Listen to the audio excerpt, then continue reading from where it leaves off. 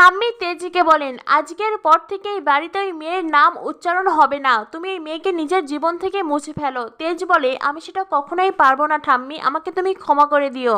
যাকে অগ্নি সাক্ষী রেখে বিয়ে করেছি, যাকে নিজের জীবন সঙ্গিনী হিসেবে মেনে নিয়েছি, তাকে কি করে আমি আমার জীবন থেকে মুছে ফেলবো?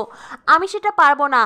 বরং আমি আমার বিয়ের সময় যে প্রতিজ্ঞা করেছিলাম, যে দায়িত্ব কর্তব্যগুলো পালন করতে চেয়েছি, আমি মৃত্যুর আগ অবধি সেই দায়িত্ব কর্তব্য পালন করে যাব। এদিকে দেখা যায় বসু মল্লিক পরিবারের সকলেই সুধার দিক থেকে মুখ ফিরিয়ে নিয়েছে। ঠাম্মির কথায় তরিতা সুধাকে ঘাড় ধাক্কা দিয়ে বাড়ি থেকে বের করে দিয়েছে। তরিতাও রাতের আধারে অন্ধকার পথে হাঁটছে, তখনই সেখানে তেজ আসে। তেজ খুঁজতে খুঁজতে সুধার কাছে পৌঁছে যায়। তেজ সুধাকে বাড়িতে ফিরিয়ে নিয়ে যেতে চায়। তখনই সুধা তেজকে বলে, না মিস্টার বসু মল্লিক, আমি এই বাড়িতে ফিরবো না। আপনার পরিবার কখনোই আমাকে মেনে নেবেন না।